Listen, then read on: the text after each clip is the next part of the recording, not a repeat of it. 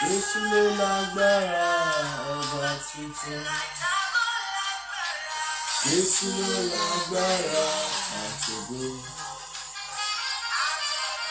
Jésù ló lágbára ọba títí láé.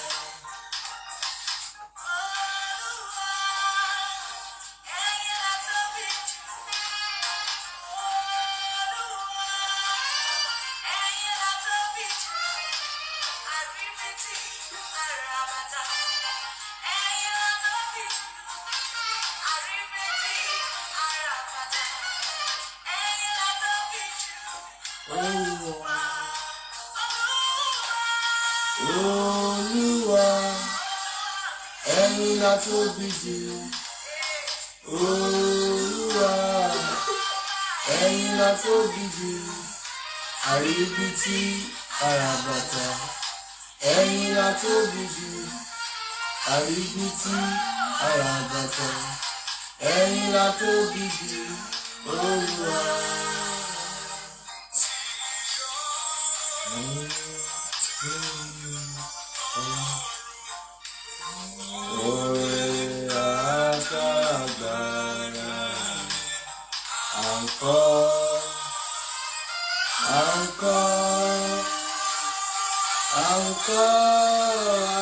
Hallelujah.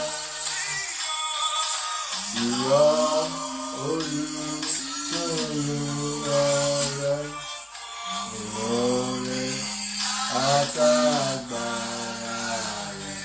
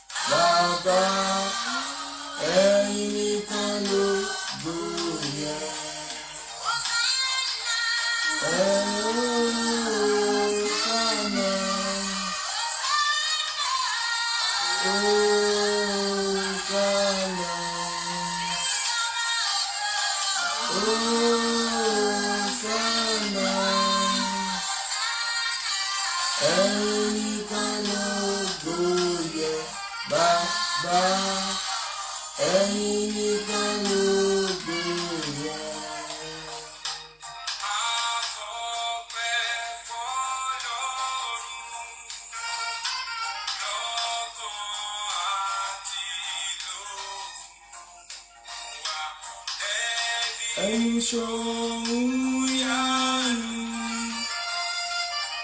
ohun ẹni tààrà. Tààrà lọ́mọ wọn, òun náà ló ń tọ́jú wọn. Mo kí bẹ́ẹ̀bùn ìfẹ́ tó tọ́jú wa lọ.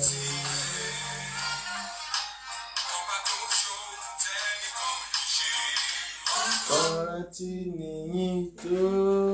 Hallelujah. Hallelujah. Hallelujah. Hallelujah. Psalm 30 verse 1 to 4. Orin Dáfídì orí 30 ẹsẹ̀ ìkíní títí dé ìkẹrin sọ wípé èmi ó fò kìkì rẹ̀ Olúwa nítorí ìwọ ni ó gbé mi lékè tí ìwọ kò sì jẹ́ kí àwọn ọ̀tá mi kí ó yọ̀ mí. Olúwa Ọlọ́run mi, èmi kígbe pè ọ́, ìwọ sì ti mú mi lára dá. Ẹsẹ̀ 3 wípé Olúwa, ìwọ ti yọ ọkàn mi jáde kúrò nínú isà òkú, ìwọ ó sì pa mí mọ́ láàyè kí èmi kí ó má bàa lọ sínú ihò. Ẹsẹ̀ 4 ó wípé kọrin sí Olúwa ẹ̀yin ènìyàn rẹ̀ mímọ́, kí ẹ sì máa dúpẹ́ ní ìrántí ìwà mímọ́ rẹ̀. Láṣálẹ́ yìí mo fẹ́ ká rántí ìwà mímọ́ àti oore Ọlọ́run, ká dúpẹ́. Bíbélì wípé ká kọrin sí Olúwa, àwa ní ènìyàn rẹ̀ tí Bíbélì ń sọ. Ó ní ká máa dúpẹ́ ní ìrántí ìwà mímọ́ rẹ̀. Bá a ti yin Ọlọ́run, ilẹ̀kùn àánú yóò máa ṣí fún wa lórúkọ Jésù. Àmín. Bá a ti yin Ọlọ́run, Ọlọ́run ọ̀run fúnra rẹ̀ yóò ṣíwọ́ ìrántí kan ayé wa lórúkọ Jésù. Àmín. Gbogbo tó ń ṣe tí wàá fi àánú ṣe é láṣepé. Àmín. Ọlọ́run ẹ̀mí máa gbé ọ̀gá yìn ọ́ lógo. Olúwa gba ọpẹ́ wa. Àmín Jésù. Ọba àwọn ọba, a fi ọlá fún ọ, a fi ògo fún ọ. Olúwa gba ẹ̀yìn wa. Àmín. A dúpẹ́ nítorí pé àánú rẹ pọ̀ lórí ayé wa, nítorí pé àánú rẹ kò lópin. A yìn ọ́ fún ìfẹ́ rẹ tí kò lẹ́gbẹ́. Olúwa gba ọpẹ́ wa. Àmín. A dúpẹ́ fún ibi tó fàánú mú ayé ẹnìkọ̀ọ̀kan wa dé. Olúwa gba ọpẹ́ wa. Àmín A Jésù. yìn ọ́ nítorí pé isà òkú tó lanu sílẹ̀ ò jẹ́ kó gbé wa mì. Olúwa gba ọpẹ́ wa. Àmín. Fún ọwọ́ agbára rẹ èyí tó fi ń fà wá jáde nígbà gbogbo. Olúwa gba ọpẹ́ wa. Àmín Jésù. Fún oore ọ̀fẹ́ rẹ èyí tó fi gbé wa ró ní gbogbo ìgbà. Olúwa gba ọpẹ́ wa. Àmín. Nítorí pé ìwọ ni agbára àti ipá wa, ìwọ ni okun wa. Olúwa gba ọpẹ́ wa. Àmín Jésù. Láṣálẹ́ yìí Jésù ọmọ Ọlọ́run, ìwọ la tún fẹ́ rí. Olúwa gba ìjọba. Àmín. Alágbára gíga gba ìjọba. Àmín Jésù. Aládé wúrà wá gún wá sáàrin. Àmín. Ọlọ́run ẹ̀mí mímọ́ wá nawọ́ agbára. Àmín Jésù. Lórúkọ Jésù, bí ẹnìkọ̀ọ̀kan wa ó ti máa kànkùn nípa ìgbàgbọ́, Olúwa fàánú ṣí fún wa. Àmín Jésù. Bí ẹnìkọ̀ọ̀kan wa yóò ti máa béèrè nípa ìgbàgbọ́, Olúwa fàánú ṣe fún wa. Àmín. Ìwọ nìkan ni a ó máa yìn. Àmín. Ògo ni fún orúkọ Olúwa. Hallelujah. Jésù Olúwa wa. Àmín. Àmín. Àmín lórúkọ Jésù Kristi. Hallelujah. Hallelujah. Amen. Amen. Àjàgà Bábílónì wó. Àjàgà Bábílónì wó. Àjàgà Bábílónì wó lulẹ̀. Àjàgà Bábílónì wó pátápátá owó. Àjàgà Bábílónì wó. Lórí ayé wa. Àjàgà Bábílónì wó. Ó ti wó, ti wó, ti wó. Àjàgà Bábílónì wó lulẹ̀.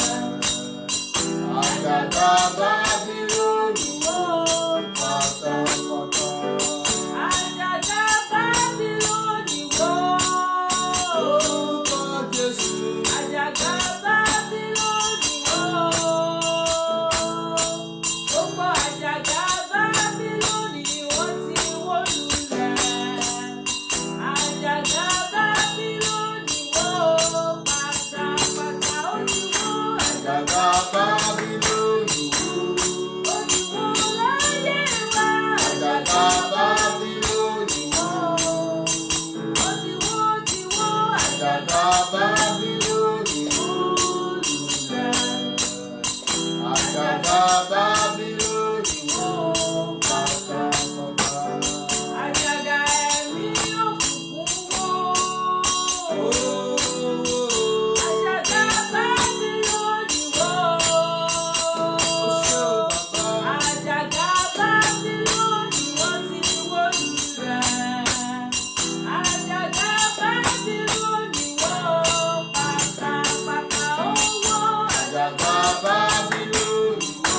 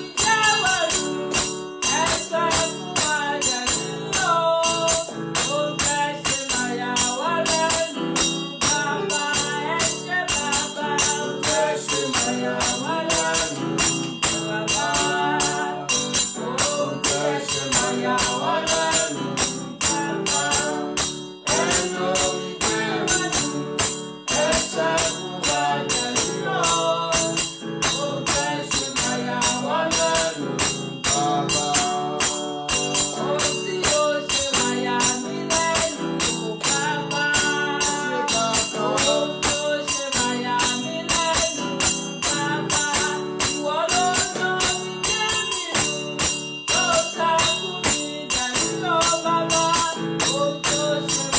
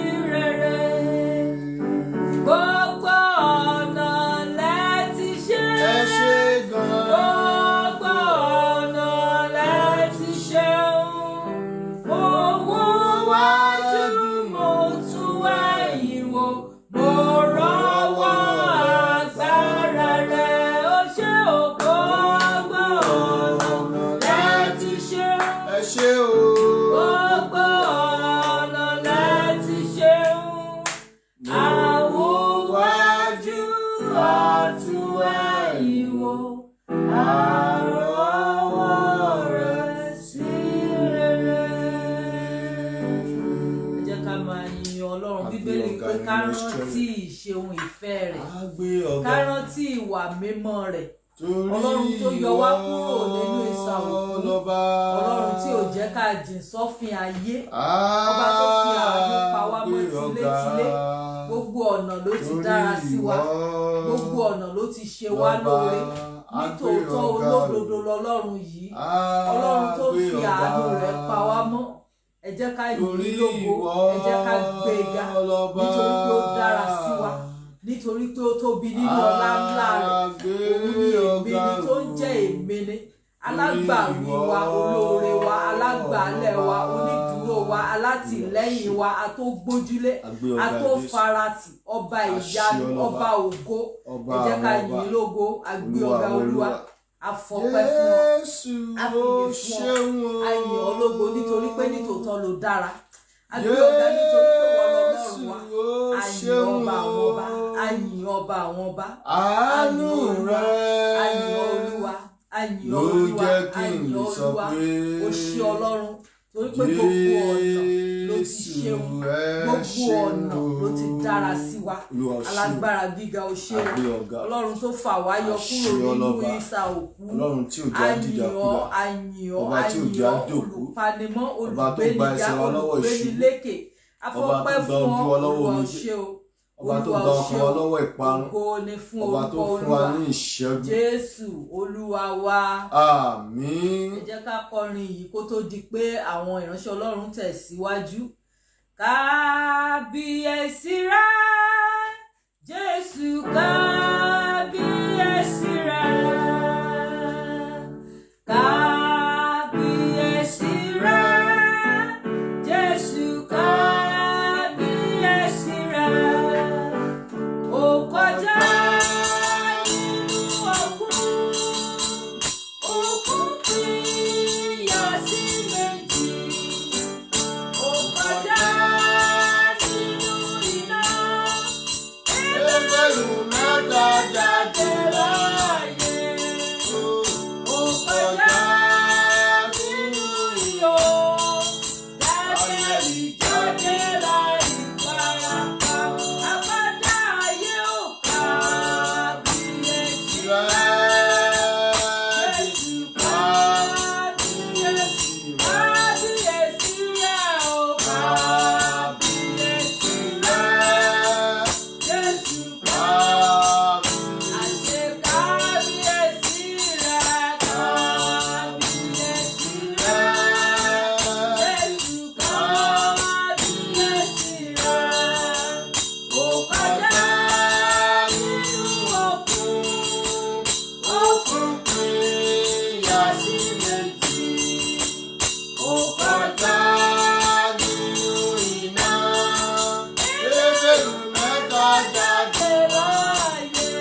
Bàbá Ó ó kọjá kọjá nínú iyọ̀. Dáníẹ́lì jáde láì farapa. Kábíyèsí rẹ, kábíyèsí rẹ. Jésù Kábíyèsí rẹ. Ah, kábíyèsí rẹ. Jésù kábíyèsí rẹ. alágbàwí àwa Kábíyèsí rẹ. Jésù kábíyèsí rẹ.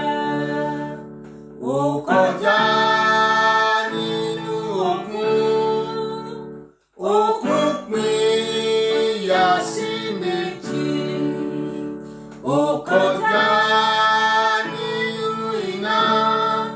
Hébérù mẹ́ta jáde láàyè. Bàbá ó kọjá nínú iyọ̀.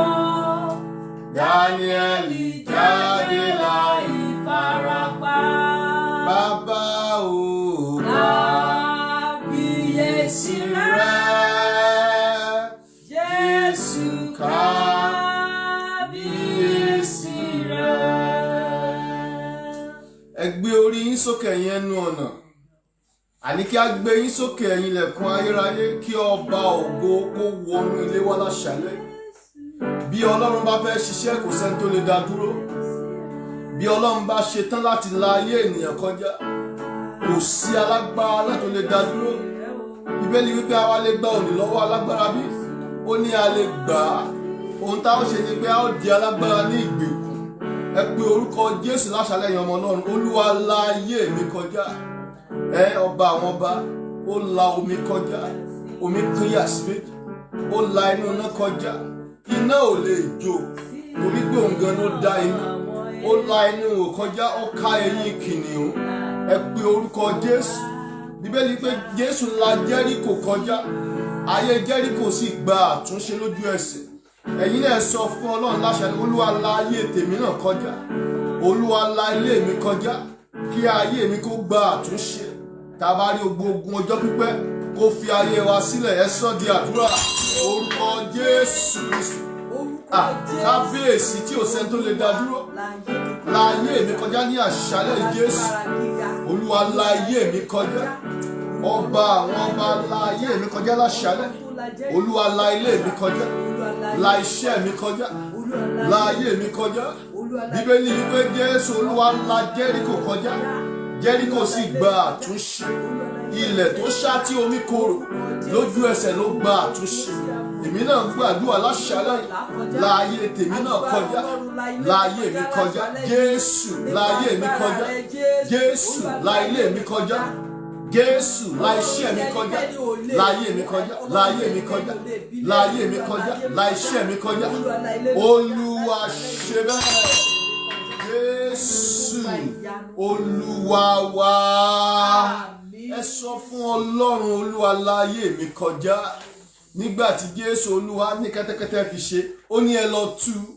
Ó ní tá a bá rẹ̀ tó bi yín léèrè, ẹ sọ pé Olúwa ní fi ṣe.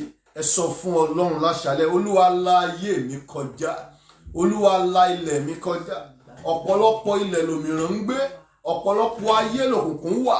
Tí Jésù Olúwa bá la ayé wa kọjá, kò sí tó kùnkùn ó ṣe. Òkùnkùn ó fi ayé wa lẹ̀ ní. Ó ní jẹ́ kí ìmọ́lẹ̀ kó wà. Ìmọ́lẹ̀ sì wà lójú ẹsẹ̀. Adẹ̀rí kà wípé òkùnkùn yẹn ti wà tipẹ́tipẹ́. Ṣùgbọ́n nígbà tí Jésù Olúwa tọ́lọ́run fẹ́ bẹ̀rẹ̀ iṣẹ́, òkùnkùn fi ayé wọn sílẹ̀ ní. Ẹ sọ fún Ọlọ́run, ó ní bí òkùnkùn tilẹ̀ bu ayé, òkùnkùn gidi bu àwọn èèyàn mọ́lẹ̀ gidigidi, ó ní ṣùgbọ́n ògo Ọlọ́run, ìfarahàn Ọlọ́run nìyẹn yóò hàn lára tèmi. Ẹ sọ fún Ọlọ́run, Olúwa la ilé tèmi kọjá, la ayé tèmi kọjá, la iṣẹ́ tèmi kọjá, kí ìyípadà rere kó farahàn. Ẹ sọ di àdúrà. Orúkọ Jésù Kristi. Bàbá ní àṣálẹ́ yà wà níwájú rẹ lẹ́ẹ̀kan sí. La ayé mi kọjá. Olúwa la ilẹ̀ mi kọjá. Mo fẹ́ ìyípadà rere. Iṣẹ́ mi fẹ́ ìyípadà rere. Ilé mi fẹ́ ìyípadà rere. La ayé mi kọjá. Jésù la ayé mi kọjá. Jésù la ayé mi kọjá. Jésù lánú lé ìkọjá. Ìdílé ìfẹ́ ìfarahàn rẹ láṣálẹ́. La ayé wa kọjá. La ilé wa kọjá. La ayé ọmọ mi kọjá. Lójú olójú ọ̀la, láyé mi kọjá, láyé mi kọjá, Jésù, láìṣẹ́ ìránṣẹ́ kọjá, láyé mi kọjá, Olúwa jọ̀ọ́ láyé mi kọjá, Olúwa gbọ́ àdúrà, Jésù, Olúwa wa. Ẹ jẹ́ gbàdúrà yẹn dáadáa ẹ̀yin ọmọ Ọlọ́run. Ayé tí Ọlọ́run bá là kọjá, èmi àti yín mọ̀ pé kò lè wà bákan náà mọ́. Àfi tá ò bá nígbàgbọ́ ní orúkọ Jésù lókù. Ẹ já sọ fún Ọlọ́run, la ayé mi kọjá ní àṣálẹ́. Nígbà tí wọ́n ju Dáníẹ́lì sínú ihò kìnìún, ọba àwọn bá labẹ̀ kọjá ni. Ó dẹ̀ ka eyín kìnìún. Ó la inú iná kọjá. Káwọn ọmọ Hébérù tó dé inú iná, ọba àwọn bá ti wà ń bẹ̀. Ó la inú omi kọjá lójú Fáráò. Òun máa pa wọ́n lónìí ni. Omi dẹ̀ pínyà, ìyanu tí ò rírí. Ẹ̀yin náà sọ fún Ọlọ́run, la ayé tèmi náà kọjá. La ilé mi kọjá.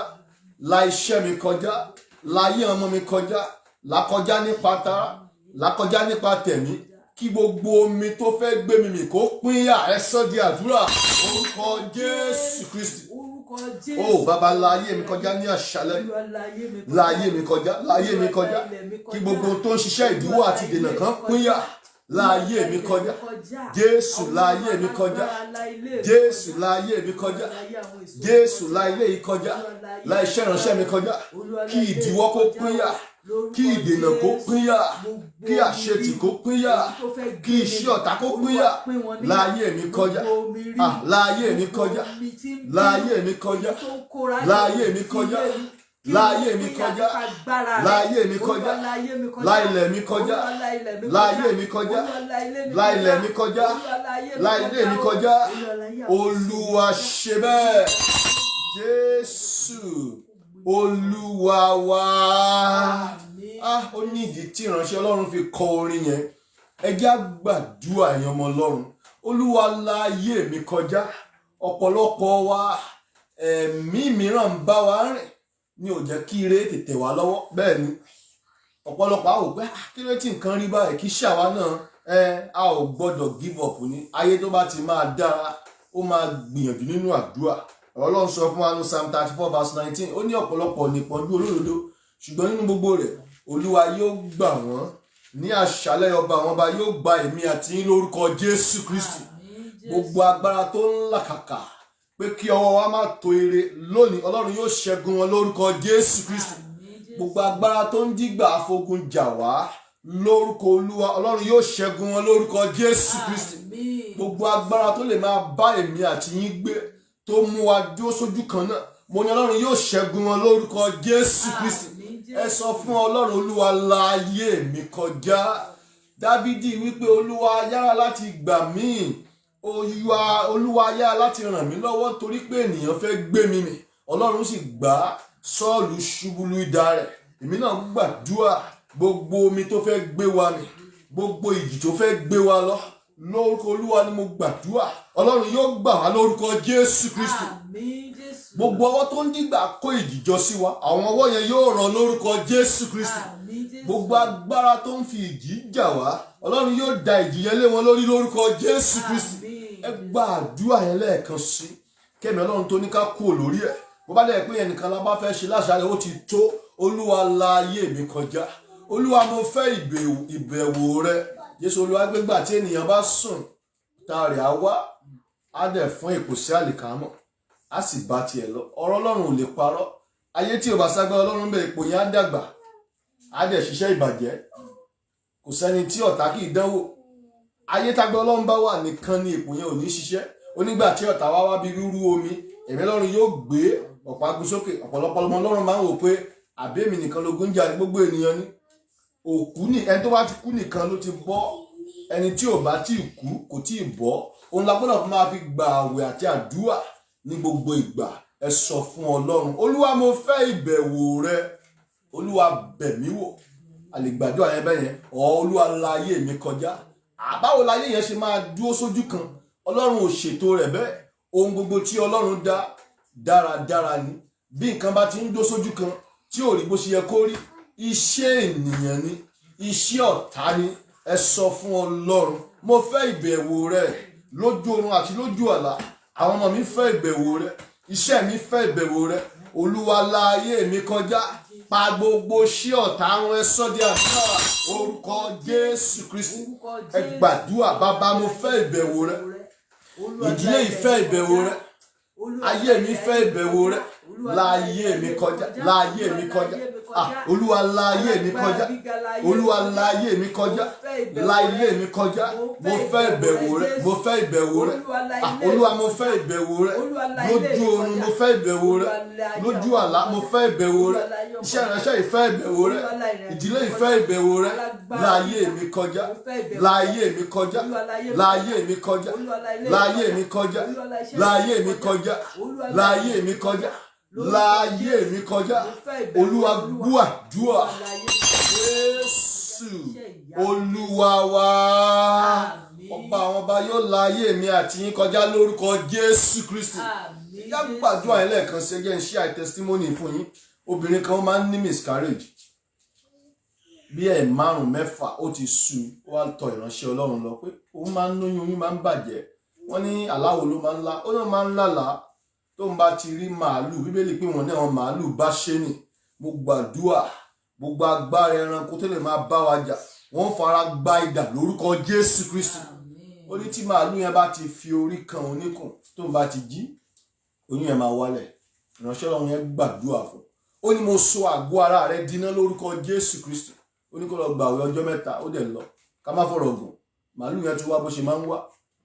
Bó ṣe la orí mọ níkùn báyìí ó ní wọ́n ṣáà rí pé nǹkan yẹn dún pa. Ọba àwọn bá ti wọnú arábìnrin yẹn lọ. Ibi tó ọba àwọn bá dẹ̀ wà àpáta ló wà ń bẹ̀. Màálù forí gbà àpáta.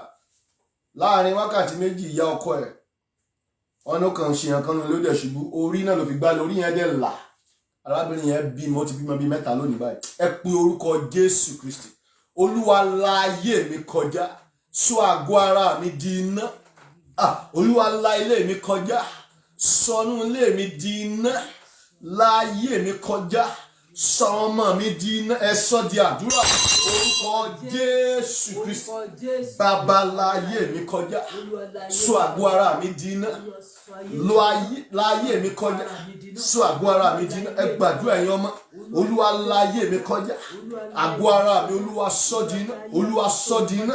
Olúwa sọ di iná. Olúwa sọ di iná. La ayé ìyàwó mi kọjá. Sọ àgọ́ ara rẹ̀ di iná. La ayé mi kọjá. Sọ àgọ́ ara mi di iná. La ayé wa kọjá. La ayé wa kọjá. Sọ wá di iná.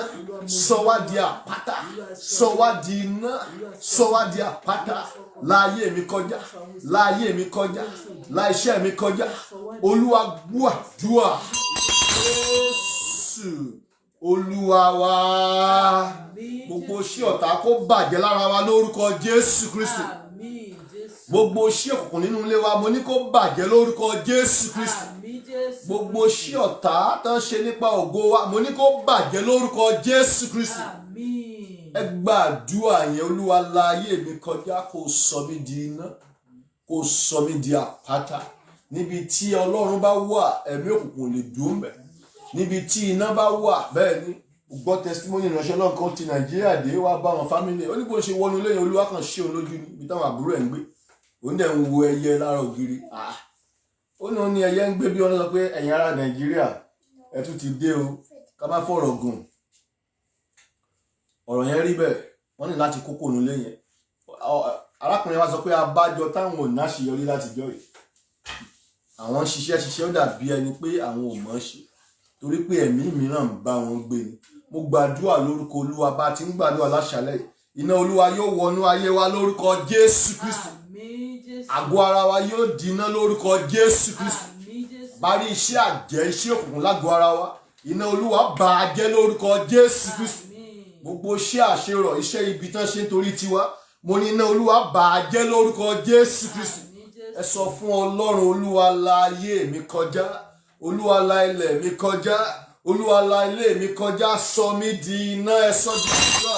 Orúkọ Jésù Kristi. Orúkọ Jésù. Ẹ̀yin ọmọ ẹ gbàdúrà ẹ̀yin obìnrin. Àwọn ọkùnrin ẹ gbàdúrà. La ayé mi kọjá. Sọ mí di iná. Sọ àgọ́ ara mi di iná. Olúwa la ayé mi kọjá. Olúwa la ilé mi kọjá. La ilẹ̀ mi kọjá. Sọ mí di iná. Sọ mí di iná. Sọ mí di iná. Sọ wá di iná. Sọ orúkọ wa di iná. Sọ àwòrán wa di iná.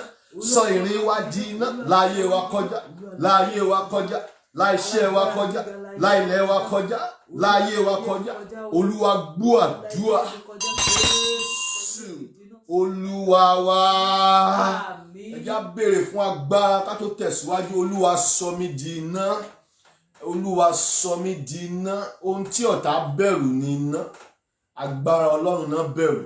Bí ò bá sí agbára Ọlọ́run ayé ènìyàn, ọ̀tí agbára èèyàn ò tí ì tó, wọn ò ní jẹ́ kó tẹ̀síwájú bó ṣe yẹ kó tẹ̀síwájú. Ọ̀pọ̀lọpọ̀ wa à ń tẹ̀síwájú ṣùgbọ́n agbára káká ni. Mélòó ẹni tí ò tí wá fayé ẹ̀ fún Jésù. Bàrẹ̀ ẹni tí ò tí fayé ẹ̀ fún Jésù mo rọ̀ wá láṣálẹ̀. Jẹ́ ká fayé wa fún Ọlọ́run. Ẹ sọ fún Ọlọ́run. Olúwa sọ mí di iná. Olúwa sọ mí di iná. Ẹ wo ọba yẹn nígbà tó ju ọ̀run 3 sínú iná. Iná yẹn ó tún ní ká lọ increase 7 times. Ó máa pa irun tí ìbá ṣe Ọlọ́run. Lẹ́yìn tí wọ́n la iná kọjá, promotion ló tẹ̀lé. Daniel chapter 3-6. Lójú ẹsẹ̀ bá ṣe parí báyìí, ọba dẹ̀ promote àwọn mẹ́tẹ̀ẹ̀ta. Mo gbàdúrà lórúkọ Olúwa. Nítorí àṣeyọrí tó wà níwájú wa, iná ayé ò ní gbé wa mì lórúkọ Jésù Kristi. nítorí ògo tán wò wájú wa mo lómi ayé ò ní gbé wa lọ lórúkọ Jésù Kristi. Ìsà òkú ò ní nípa lórí wa lórúkọ Jésù Kristi. Àwọn ẹ̀mí àṣìṣe àti èdè àti àṣàsí tí ọ̀tá máa ń fẹ́ sí afẹ́fẹ́ nítorí èèyàn kò ní borí èmi àti yín lórúkọ Jésù Kristi. Ẹ sọ fún Ọlọ́run, Olúwa sọ mí di iná. A gbọ́dọ̀ máa gbàdúrà. Bá a ti ń gbàdúrà lọ́sọ̀ọ̀sẹ̀ yẹn ọmọ Ọlọ́run, ẹ má jẹ́ àwòpá kan ń gbàdúrà, ó ń ṣiṣẹ́ agbára o. Ó ń ṣiṣẹ́ agbára. Ó ní oòrùn kì yóò pa wá ní ìgbà ọ̀sán, bẹ́ẹ̀ ni òṣùpá kì yóò pa wá ní ìgbà òru. Táwọn nǹkan yẹn ò bá lè pa ènìyàn lára, Bíbélì ò ní sọ. Ẹlòmíì àkókò wa ọ̀pọ̀. Ẹ sọ fún Ọlọ́run, Olúwa sọ mí di iná, sọ ọmọ mi di iná, tí oòrùn ò lè pa ní ìgbà ọ̀sán, tí òṣùpá ò lè pa ní ìgbà òru, tí ọfà inú afẹ́fẹ́ ò lè bà, tí ìjì òru ò lè gbé lórí. Olúwa sọ wá di iná. Ẹ sọ di àdúrà orúkọ Jésù Kristi. Bàbá sọ mí di iná, sọ ìdílé di iná. Olúwa sọ mí di iná, Olúwa sọ mí di iná, sọ ìdílé di iná pẹ̀lú agbára tó wà ní ẹ̀jẹ̀. God bless you. Olúwa sọ wá di iná, Olúwa sọ wá di iná tí iná yóò lè jó. Olúwa sọ wá di iná, iná tó ń run àṣàsí, iná tó ń run èdì. Olúwa sọ wá di iná, Olúwa sọ wá di iná, sọ àgọ́ ara wa di iná, sọ iṣẹ́ ìránṣẹ́ wa di iná, sọ wá di iná, sọnù ilé wa di iná, sọnù ilé wa di iná, sọnù ilé wa di iná, sọnù ilé wa di iná, sọ àgọ́ ara wa di iná. Olúwa sọ mí di iná, Olúwa sọ wá di iná, Olúwa sọ mí di iná, Olúwa sọ wá di iná. Olúwa gbọ́ àdúrà. Jésù Olúwa wa. Yorùbá máa ń pòwe kan wá ní iná ló máa ń gbaṣọ lára ewúrẹ́. Ọ̀rọ̀ ńlá náà sọ. Bí ènìyàn bá di iná, òkùnkùn máa jóná ni. Anybody tó bá nawọ́ ibi sí wa máa ṣe kí ni? Ó máa jóná ni. Bẹ́ẹ̀ ni, ẹ pe orúkọ Jésù Kristi. Olúwa sọ mí di iná. Sọ inú ilé tí mò ń gbé di iná. Ẹ̀yin ẹ gbàdúrà yẹn bẹ́ẹ̀ yẹn. Ọ̀pọ̀lọpọ̀ ènìyàn inú ilé tí wọ́n ń gbé ìbọ̀dé wà ń bẹ̀. Ló fi ń dàgbà tí wọ́n ṣe tí kò sí ọ̀nà àbáyọ. Lórúkọ Olúwa láṣálẹ́ yìí, èmi àti yín a ó ní ìṣẹ́gun lórúkọ Jésù Kristi. Gbogbo agbára tó ń jígbà já wa lọ́gànjọ́ òru, iná Ọlọ́run yóò ṣẹ́gun wọn lórúkọ Jésù Kristi. Gbogbo ẹni tó ń to ètò ibi jọ nítorí èmi àti yín, Ọlọ́run á jẹ́ kó dà lé wọn lórí lórúkọ Jésù Kristi. Gbogbo ẹni tó ń sọ ọ̀rọ̀ ibi sí afẹ́fẹ́ tó fi ń rán ọfà sí èmi àti yín pé tó bá ti wà lábẹ́ òòrùn, ohun tó ń sọ kó ṣẹmọ lára. Mo dúró nínú Jésù Kristi, mo pa á ní àṣẹ, ọ̀rọ̀ wọn kó dà lé wọn lórí lórúkọ Jésù Kristi. Òòrùn ò ní pa èmi àti yín ní ìgbà ọ̀sán, bẹ́ẹ̀ ni òṣùpá kò ní pa wá ní ìgbà òru. A ò ní tẹ ojú ilẹ̀ mọ́lẹ̀. Ilẹ̀ tí Ọlọ́run dá kò ní gbàbọ̀dè fún wa. Ọjọ́ kò ní gbàbọ̀dè fún wa. Òòrùn kò ní gbàbọ̀dè fún wa. Òṣùpá kò ní gbàbọ̀dè fún wa. Ìjì ayé kò ní jà wá lórúkọ Jésù Kristi. Ẹ jẹ́ á gbàdúrà yẹn ká tó tẹ̀síwájú. Olúwa sọ mí di iná, Olúwa sọ inú ilé mi di iná, Olúwa sọ ìrìn mi di iná. Ẹ sọ di àdúrà orúkọ Jésù Kristi. Orúkọ Jésù. Olúwa sọ mí di iná, Bàbá sọ mí di iná, Olúwa sọ mí di iná, Olúwa sọ àgọ́ ara mi di iná, sọ inú ilé mi di iná, sọ iṣẹ́ ìránṣẹ́ mi di iná, sọ orúkọ mi di iná. Gbogbo ohun tí wọ́n fi ń pè wá nípa tara àti nípa tẹ̀, Olúwa sọ di iná, Olúwa sọ di iná, Olúwa sọ di iná. Ẹ jọ̀ọ́ ẹ béèrè fún iná Ọlọ́run. Olúwa sọ mí di iná, iná tó ń run òkùnkùn, iná tó ń run àṣàsí, iná tó ń run èdì, iná tó ń run ìbọ̀dé. Olúwa sọ mí di iná, sọ àwọn ọmọ wa di iná. Olúwa sọ wá di iná, iná tó ń run ìjì. Olúwa sọ mí di iná. Olúwa gbọ́ àdúrà. Jésù Olúwa wa. A ó jiná lórúkọ Jésù Kristi. Iná tàdẹ̀ ti rí gbà kò ní kú lórúkọ Jésù Kristi. Ẹ béèrè fún iná Ọlọ́run lẹ́ẹ̀kan sí. Níbi tí iná bá wà, àwa tá a gbé oko, tán bá da iná, àwọn ẹranko, even ẹranko búburú nínú igbó yẹn kí náà máa ṣe? Wọ́n máa sá ni. Ẹ sọ fún Ọlọ́run, Olúwa sọ mí di iná, dá iná sínú mi, sọ àgọ́ ara mi di iná, sọ orúkọ mi di iná, sọ ìrìn mi di iná, sọ inú ilé mi di iná, ẹ sọ di àdúrà. Orúkọ Jésù Kristi. Olúwa sọ wá di iná. Olúwa sọ mí di iná. Olúwa sọ mí di iná. Olúwa sọ mí di iná. Iná àdúrà, iná àwẹ̀ àti àdúrà, iná tó ń ṣẹ́gun lójú ogun, iná tó ṣẹ́gun ìbọ̀dì, iná tó ṣẹ́gun ẹ̀ṣẹ̀, iná tó ṣẹ́gun òkùnkùn, iná tó ṣẹ́gun àránsì, iná agbára Ọlọ́run wọnú ilé yìí wá, wọnú iṣẹ́ ìránṣẹ́ mi wá, wọnú ìyàwó mi wá, wọnú ọmọ mi wá. Iná tí ayé ò lè pa. Olúwa sọ mí di iná. Olúwa sọ mí di iná. Olúwa sọ mí di iná. Olúwa sọ mí di iná. Iná tó ń run ìkà, iná tó ń run ìjì, sọ mí di iná. Sọ mí di iná. Sọ mí di iná. Sọ mí di iná. Sọ mí di iná. Sọ mí di iná. Sọ mí di iná. Sọ mí di iná. Olúwa ṣe bẹ́ẹ̀.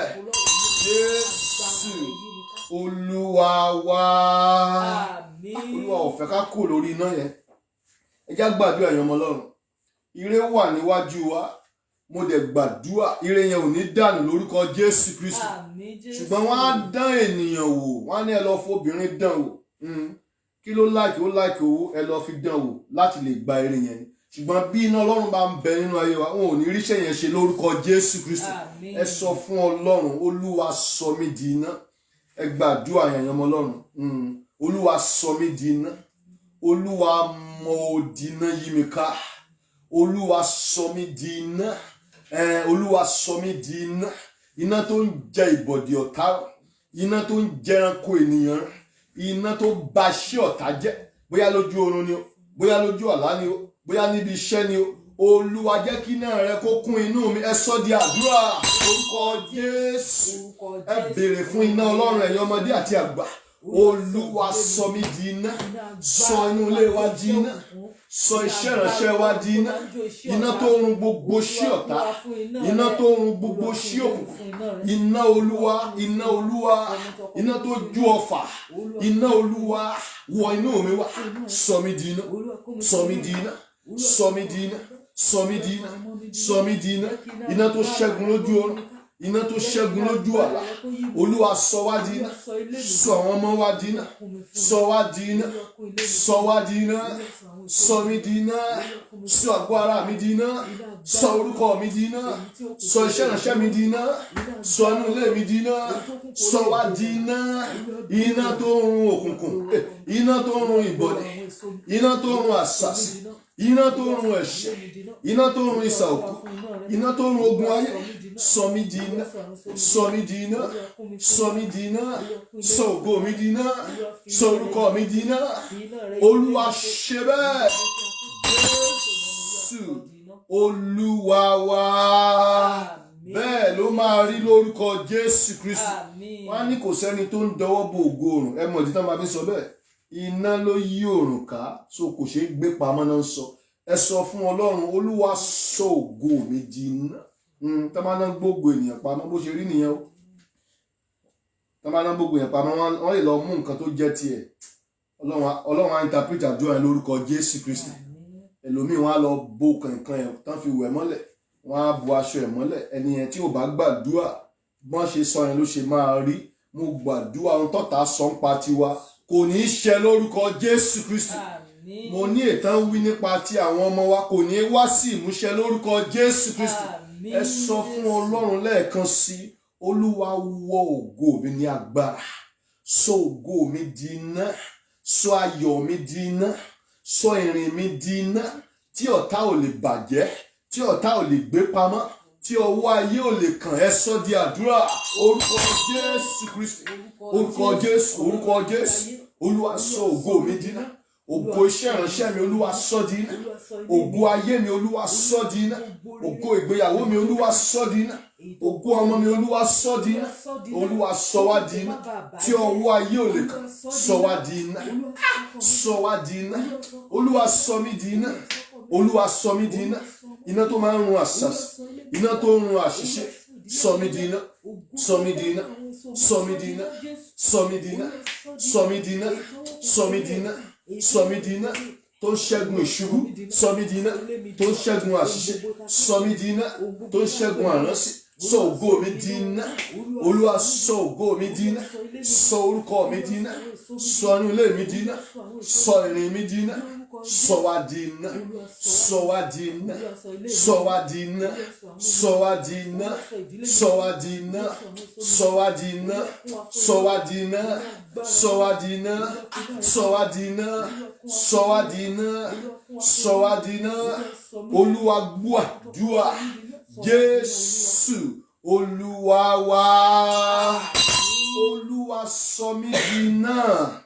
Mo sọ testimony every 3 weeks ago ní church pastor Paul Minche tí wọ́n ní máa yẹn ti di terror sí family ká má fọ̀rọ̀ gùn bó ṣe dìbọ̀ yẹn mú òun kò mọ̀ pé transformer ló ń dì mú ẹni tí iná ọlọ́run wà lára ẹ̀ ẹni tó dìyàn mú ó fi pé ẹni tó ń dì mú ló yẹ kó ṣubú kó kú òun gan ló ṣubú ẹ sọ fún ọlọ́run olúwa sọ mí di iná ẹni bá gbá wa mú ó gba ikú mú ẹni táwa gan bá dẹ̀ gbá mú Jésù olúwa ní àárí Jésù kàbí pé wọ́n ní àpáta ni ẹni tó bá kọlù wàhálà ẹni tó náà bá dẹ̀ tú kọlù ìṣòro ni ẹ sọ fún ọlọ́run olúwa sọ agbègbè mi di iná sọ àwọn ọmọ mi di iná máa ń sọ fún wa tá a bá ń gbàdúrà ẹ máa gbàdúrà bí ìdílé tóbìnrin bá ń gbàdúrà tí ò gbàdúrà fún ọkọ kì í ṣe ń tó dára bí ọkọ bá ń gbàdúrà tí ò gbàdúrà fún ìyàwó ẹ̀ ó ń tan rẹ̀ ní ẹ gbàdúrà bí ìdílé ọ̀tá ò ní ba ìdílé wa jẹ́ lórúkọ Jésù Kristi mo ní wọn ò ní rínú ilé wa wọ̀ lórúkọ Jésù Kristi ẹ gbàdúrà bí ìdílé ẹ wà papọ̀ ẹ ò wà papọ̀ ẹ gbàdúrà bí ìdílé ọ̀pọ̀lọpọ̀ ní ọ̀tá ìdílé lọ̀tá ti jókòó tì báyìí tí wọn ò jẹ́ kán ṣe rere ẹ sọ fún Ọlọ́run olúwa sọ ìdílé mi di iná tí ọ̀tá òfin ní ríṣẹ́ ṣe olúwa sọ agbègbè wa di iná ẹ sọ di àdúrà orúkọ Jésù Kristi bàbá sọ wá di iná bí ìdílé olúwa sọ wá di iná olúwa sọ wá di iná iná tó ń run ogun ayé lójú oorun àti lójú àlá iná tó ń run ogun inú afẹ́fẹ́ iná tó ń run ogun ìdílé sọ wá di iná olúwa sọ wá di iná olúwa sọ mí di iná tí màá fi di èèwọ̀ fún òkùnkùn sọ ìyàwó mi di iná tí ó fi di èèwọ̀ fún ìbọ̀dì sọ ọmọ mi di iná iná tó ń run ìsànkú iná tó ń run àìsàn iná tó ń run ìbọ̀dì sọ ìránṣẹ́ mi di iná iná tó ń run ìdíwọ́ àti ìdènà iná tó ń ba gbogbo iṣẹ́ ọ̀tá jẹ́ iná tó lé òkùnkùn wọ́pọ̀ olúwa sọ mí di iná sọ àgọ́ ara mi di iná sọ àgọ́ ara mi di iná sọ mí di iná sọ mí di iná sọ mí di iná ẹ béèrè fún iná ọlọ́run sọ mí di iná sọ mí di iná sọ mí di iná Jésù sọ mí di iná Jésù sọ mí di iná Jésù sọ mí di iná Jésù sọ mí di iná Jésù sọ wá di iná inú ilé kó di iná kó di èèwọ̀ fún ìbọ̀dé kó di èèwọ̀ fún òkùnkùn olúwa gbọ́ àdúrà Jésù olúwa wa àṣẹ ọlọ́run kó gùn lórúkọ Jésù Kristi ayé wa kó di èèwọ̀ fún òkùnkùn lórúkọ Jésù Kristi ilé wa kó di èèwọ̀ fún òkùnkùn lórúkọ Jésù Kristi bí olúwa ti ń bẹ tí ẹ̀mí ẹ̀ dúró láéláé a ò ní ṣàṣetì lórúkọ Jésù Kristi ọba àwọn ọba yóò gba ẹsẹ̀ wa lọ́wọ́ ìṣubú yóò gba ojú wa lọ́wọ́ omijé gbogbo ẹnu sàòkù tó là sílẹ̀ iná olúwa kó di pa gbogbo agbára tó lè jókòó tì wá pé àṣeyọrí wa ò ní yá iná olúwa kó ṣí wọn nídìí lórúkọ Jésù Kristi ọ̀nà kì í dí mọ́ ọjọ́ kí ọjọ́ má yọ ọ̀nà ire kó là fún wa lórúkọ Jésù Kristi gbogbo ilẹ̀kùn ire tán tì mọ́ wa agbára ọlọ́run kó fọ́ dànù lórúkọ Jésù Kristi ògo ni fún orúkọ olúwa ẹ jẹ́ á po orúkọ Jésù ká sọ fún ọlọ́run a fẹ́ gbàdúrà pé kó olúwa kó bá ìjì wí torí àkókò wa ẹ̀kan wọn Bible pass sílẹ̀ Mark 5 Mark 4 from verse 35 to 41 and the book of Jonah chapter 1 Mark chapter 4 from verse 35 to 41 and the book of Jonah chapter 1 in the book of Mark 4 ẹni àti rí ibi tí Jésù ti pa ìjì lẹ́nu bẹ́ẹ̀ sọ pé Jésù wà nú ọkọ̀ ó ń sùn ìjì dìde sáwọn ọmọ ẹ̀yìn wọ́n ní olùkọ́ àwa ń ṣègbè lọ ìwọ ń sùn ni Jésù sì pa ìjì lẹ́nu mọ́ ìyẹn túmọ̀ sí pé tíyẹn bá fẹ́ pa ìjì lẹ́nu mọ́ ẹ gbọ́dọ̀ pa mọ́ ní orúkọ Jésù Kristi ló wá ní ká bá ìjì wí mo gbàdúrà àbárí ìjì tó ń jà lọ́wọ́lọ́wọ́ bá tàbí ìjì tó lè dìde sí wa lópin ọdún torí ayọ̀ ẹja sọ̀rọ̀ torí Jésù sọ pé ẹ jẹ́ ká wá kọjá lọ sí òdì kejì bí sọ pé ó ti rán ọ̀rọ̀ jáde tó bá yẹ ti rán ọ̀rọ̀ jáde ọ̀rọ̀ rẹ̀ kì yóò lọ láìṣẹ so àdúrà tá a máa gbà láṣálẹ́ yìí yóò ṣiṣẹ́ agbára lórúkọ Jésù Kristi tiwa ni ká rán ọ̀rọ̀ jáde bí ìjì bá dìde ọ̀rọ̀ Ọlọ́run yóò borí ìjì lórúkọ Jésù Kristi bá rí ẹni tí ìjì ń jà lọ́wọ́lọ́wọ́ báyìí ìjì yẹn kó dákẹ́ jẹ́ lórúkọ Jésù Kristi kò sí ní tó dáa nínú ìjì tẹ́ bá lọ wo Jonah chapter 1 yẹn nígbà tí Jonah wà nínú ọkọ̀ tó ṣàìgbọràn wọ́n ní ìjì yẹn tó bẹ́ẹ̀ gẹ́ gbogbo ohun tí wọ́n nínú ọkọ̀ kí wọ́n ṣe wọ́n jù sómi nǹkan ìyẹn jẹ́ kó yé wa pé kò sí àṣeyọrí nínú ìjì máa ń ba nǹkan jẹ́ ní wọ́n lamọ́ṣẹ́ tí ìjì ń ṣe torí náà ìjì ayé ò ní jà wá lórúkọ Jésù Kristi olórí ìjì tó lè ja èèyàn náà ní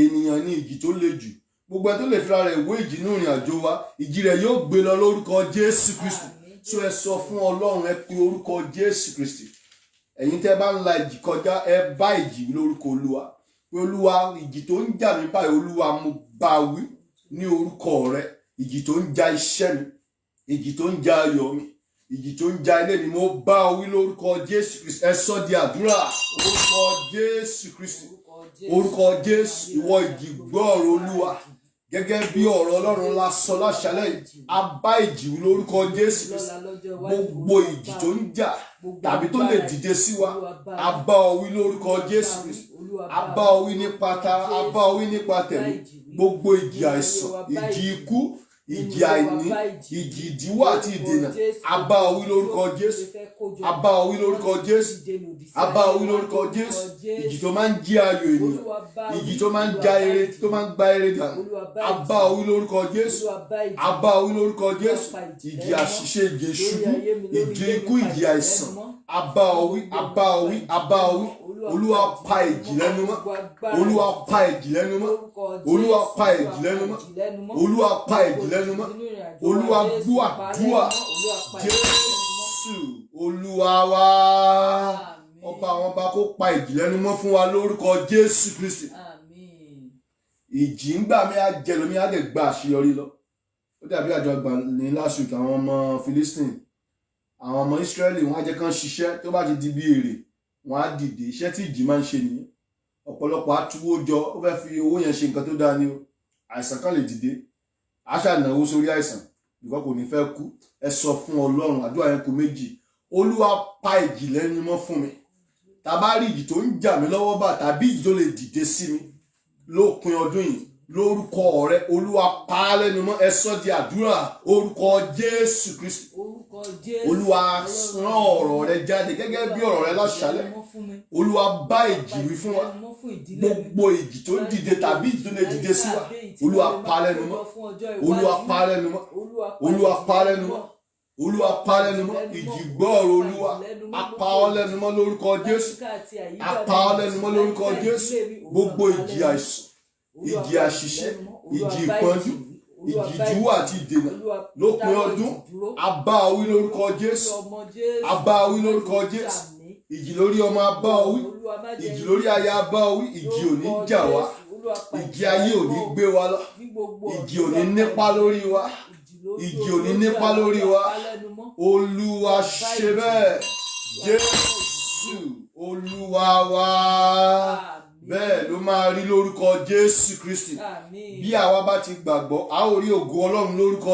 Jésù Kristi ìjì ayé kò ní gbé wa lórúkọ Jésù Kristi ẹ sọ fún Ọlọ́run bí ọdún ti ń parí lọ Olúwa má jẹ́ n pàdánù ohun rere bẹ́ẹ̀ sọ ní ìwé Jónà ó ní wọ́n mú ohun gbogbo tí wọ́n ní ohun tí wọ́n fowó rà ohun dáradára gbogbo ẹ̀ náà dà sómi torí pé kí ìjì lè dùn ìjì yẹn òwúrọ̀ àdẹ̀tí wá dúró wọ́n dẹ̀ sọ ohun gbogbo tán nínú ẹ sọ fún Ọlọ́run Olúwa bí ọdún ti ń parí lọ ẹ gbàdúrà yẹn o bí Olúwa bá ti ránṣẹ́ sí ènìyàn béèyàn bá ti gbà àdúrà yẹn ti gbà à ń lọ ní ìgbà kẹta Olúwa bí ọdún ti ń parí lọ mo kọ̀ láti pàdánù rere ní pàtàkì nípa tẹ̀mí mi ò ní pàdánù rere mi ò ní sọ ọmọ nù ẹ̀mí mi ò ní sọnù ó rere kò ní sọnù mọ́ mi lọ́wọ́ ẹ sọ di àdúrà orúkọ Jésù Kristi ẹ rán ọ̀rọ̀ Ọlọ́run jáde Olúwa bí ọdún ti ń parí lọ mo kọ̀ láti sọ rere nù bí Olúwa ti ń bẹ tí ẹ̀mí ẹ̀ wá ìdílé yìí ò ní sọ rere nù ohun rere ò ní sọnù mọ́ wa lọ́wọ́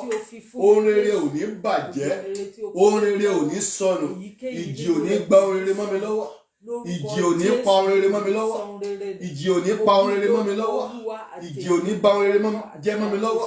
Mi ò ní sọ ohun rere nípa tara, nípa tẹ̀mí, mi ò ní sọ ohun rere nù, mi ò ní sọ ohun rere nù, mi ò ní sọ ohun rere nù.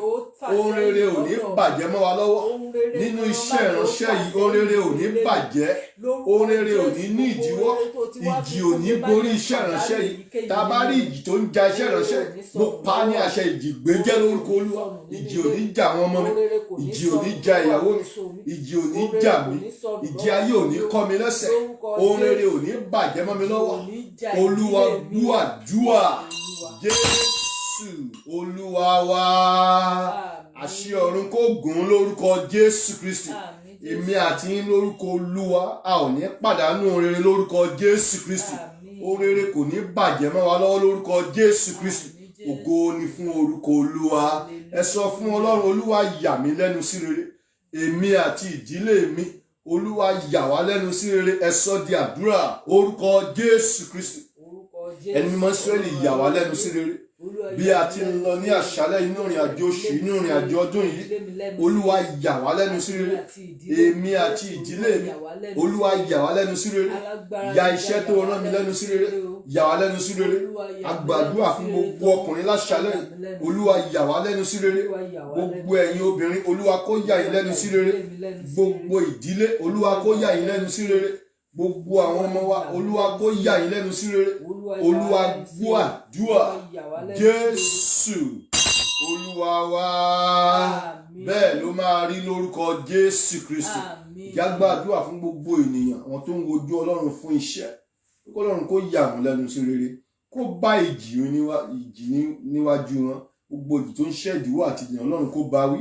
Àwọn tó ń wojú Ọlọ́run fún ọmọ, ó gbogbo tí ọkàn àwọn ènìyàn fẹ́, pé Ọlọ́run kó bá ìjì wí, Ọlọ́run kó yà wọ́n lẹ́nu sí rere. Ẹ sọ di àdúrà, orúkọ Jésù Kristi.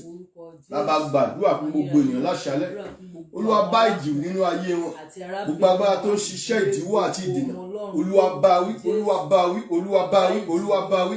Ìjì tí ò jẹ́ kí iṣẹ́ ó wá, ìjì tí ò jẹ́ kán dìde, ìjì tí ò jẹ́ kán rá láàánú, ìjì tí ò jẹ́ kán ró lóore, Olúwa fi bú lórúkọ Jésù Kristi. Yà wọ́n lẹ́nu sí rere, yà wọ́n lẹ́nu sí rere, yà wọ́n lẹ́nu sí rere, yà wọ́n lẹ́nu sí rere, yà wọ́n lẹ́nu sí rere, yà wọ́n lẹ́nu sí rere, yà wọ́n lẹ́nu sí rere, yà wọ́n lẹ́nu sí rere. Olúwa yà wọ́n lẹ́nu sí rere. Olúwa fọ̀rọ̀ wa ṣe ìyanu. Ògo ni fún orúkọ Olúwa, Jésù Olúwa wa. Ẹ sọ fún Ọlọ́run, bí mo ti ń lọ láṣálẹ́, Olúwa máa bá mi lọ. Jẹ́ kí iná rẹ kó máa bá mi lọ. Mú kí n fayọ̀ parí oṣù yìí, mú kí n fayọ̀ parí ọdún yìí. Yí ìgbà mi padà sí rere. Ẹ sọ di àdúrà, orúkọ Jésù Kristi. Bàbá, bí a ti ń lọ láṣálẹ́, jẹ́ kí iná rẹ kó máa ṣíwájú wa lọ. Olúwa yí ìgbà wa padà sí rere. Fi ọ̀rọ̀ wa ṣe ìyanu, fi ọ̀rọ̀ wa ṣe ìyanu, fi ọ̀rọ̀ wa ṣe ìyanu. Ọ̀rọ̀ ayé wa, Olúwa fi ṣe ìyanu. Ọ̀rọ̀ iṣẹ́ ìránṣẹ́ wa, Olúwa fi ṣe ìyanu. Ọ̀rọ̀ ìdílé wa, Olúwa fi ṣe ìyanu. Olúwa ṣe wá lóore. Olúwa mú inú wa dùn. Olúwa mú ayọ̀ wa kún. Bá ìjì wí, Olúwa. Bá ìkàwé, Olúwa. Yí ìgbà wa padà sí rere. Láàyè wa kọjá. Ògo ni fún orúkọ Olúwa. Ẹ jẹ́ ká bẹ̀rẹ̀ sí gbé orúkọ Olúwa ga, nítorí tí ó ṣeun, nítorí tí àánú rẹ̀ dúró sí láéláé. Ẹ jẹ́ á dúpẹ́ fún okun, ẹ jẹ́ á dúpẹ́ fún agbára. Ọba tí ò jẹ́ kí ìjì ayé ó ti gbé wa lọ, ọba tí ò jẹ́ kí kó rí wa pa, ọba tó gbẹ ẹsẹ̀ wa lọ́wọ́ ìṣubú, ọba tó ń ṣàánú fún wa, ọba tó mú wa tẹ̀síwájú, ọba tó ń tún okun wa ṣe, ọba tó ń tún agbára wa ṣe, ọba tí ò jẹ́ ká tọrọ jẹ, ọba tí ò jẹ́ ká tọrọ mọ́. Ọlọ́run tó máa ń gbọ́ àdúrà, ẹ̀yìn lógo, ẹ̀yìn fún ààbò tá ò lè sanwó fún. Ọba tí ò jẹ́ kó fà òru ó bà yín, ọba tí ò jẹ́ kí iná ayé ó jó yín, ọba tí ò jẹ́ á dìdàkudà. A fi gbogbo ògo fún ọ, a fi gbogbo ìyìn fún ọ, nítorí tí ó ṣeun, nítorí tí àánú rẹ̀ dúró títí láéláé. Ògo ni fún orúkọ Olúwa. Gbogbo ẹ̀ṣẹ̀ Ọlọ́run kó dáríjì wá. Ògo ni fún orúkọ Olúwa, Jésù Olúwa wa. Ọlọ́run tó máa ń gbọ́ àdúrà kó gbọ́ igbe wa lórúkọ Jésù Kristi. Ẹnì kọ̀ọ̀kan wa ká di alágbára. Ọlọ́run kó tún iná wa dá lórúkọ Jésù Kristi. Iná inú wa kò ní kú lórúkọ Jésù Kristi. gbàdúrà lórúkọ Olúwa, èmi àti iná ayé ò ní jó wa lórúkọ Jésù Kristi. Bẹ́ẹ̀ ni ìjì ayé kò ní fẹ́ wa lọ. A ó di alágbára, a ó tẹ̀síwájú, a ó rí ògo wa lò, ọ̀nà kò ní dí mọ́ wa, ikú ò ní pa wá lórúkọ Jésù. Bẹ́ẹ̀ lórí wa ò ní burú, orí wa ò ní gbàbọ̀dè, èrò wa kò ní gbàbọ̀dè. Gbogbo agbára tó dìde ogun sí wa, Ọlọ́run kó bì wọ́n ṣubú. Ọba àwọn ọba kó ṣàánú fún wa, kó mú wa tẹ̀síwájú. A ó gbégbé ayé ìtura, a ò ní gbégbé ayé ìnira lórúkọ Jésù Kristi. Èmi àti yín a ò ní sọ ọmọ nù, ọkọ ò ní sọ aya nù, aya ò ní sọ ọkọ nù. Lórúkọ Olúwa, ire wa ò ní bàjẹ́, olè ẹ̀mí ò ní jà wá, ire wa ò ní di tẹlòmíì. Inú ilé wa Ọlọ́run kó yà á sí mímọ́, ẹ̀jẹ̀ Jésù kó ya inú ilé wa sí mímọ́, kó bá agbára ìbọ̀dè wí. Látòní lọ àgọ́ ara wa kó di èèwọ̀ fún òkùnkùn, inú ilé wa kó di èèwọ̀ fún òkùnkùn.